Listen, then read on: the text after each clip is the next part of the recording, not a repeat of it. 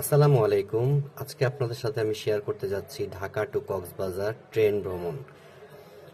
আমরা কিভাবে টিকিট কাটলাম এবং আমাদের ট্রেন কয়টায় ছিল, আমরা কখন যেয়ে পৌঁছাবো, সব কিছুই আপনাদের সাথে আজকে শেয়ার করব। তো সর্বপ্রথম আমরা অনলাইনে টিকিট কেটে নিই 7টা, 2টা আইডি দিয়ে কাটলাম।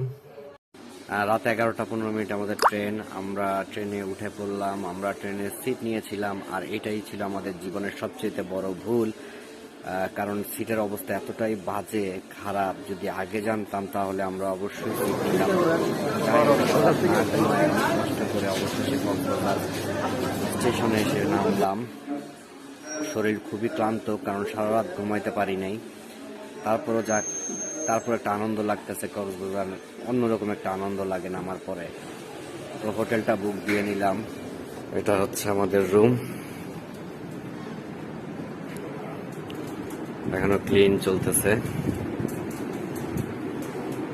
আর একটা কথা বলে রাখি, আমরা সকাল 7:30টার সময় নামছি ট্রেন থেকে। এই একটা রুম, এই থেকে প্রায় 12টা পর্যন্ত, একদম কারেক্ট 12টা পর্যন্ত আমরা রুমের জন্য ওয়েট করছি। আমরা রুমটা খালি ছিল না বিধায় আমরা রুমে উঠতে পারিনি।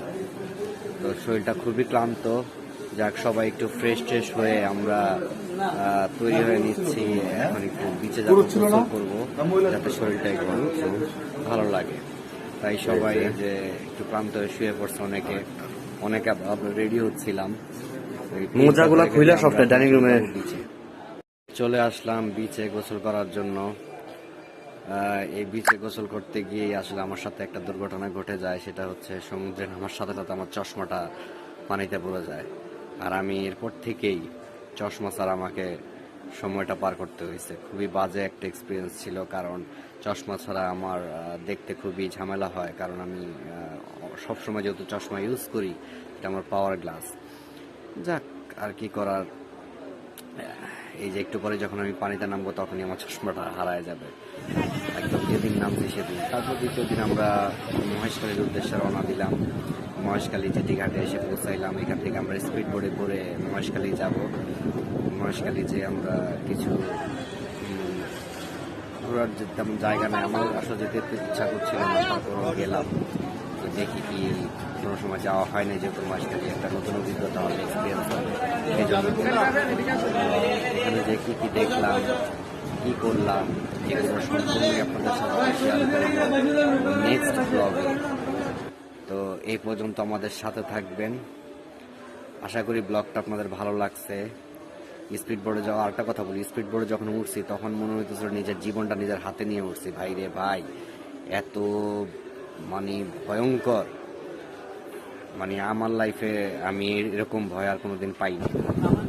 যাই হোক, সবটাকে শেষ করে আমরা মহেশখালী এসে পৌঁছাইলাম। এখানে যে একটা সিন্ডিকেট চলে অটো, ব্রিজের গোড়া থেকে আপনাকে 6টা স্পট ঘুরাবে, চায় 1500 টাকা, 2000 টাকা এরকম চায়।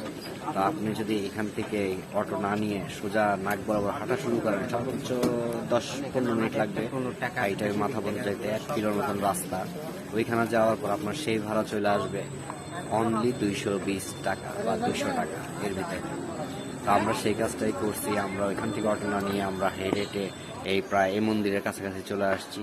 তো এসে মন্দিরটাতে উঠলাম, ঘুরলাম। তো আমরা উঠিনি। আমরা মন্দিরের পাশের রাস্তা দিয়ে আমরা পাহাড়ে উঠলাম। পাহাড়ে কিছু ভিউ ছিল, জায়গা ছিল, সেখানে আমরা একটু ছবি টবি তুললাম, একটু মজা করলাম সবাই। খুব প্রচণ্ড বাতাস ছিল, পাহাড়টা উঠে একটু শান্তি লাগছে, যথেষ্ট বাতাস। যাক, ভিডিওটি যদি ভালো লাগে অবশ্যই লাইক, কমেন্ট এবং শেয়ার করবেন।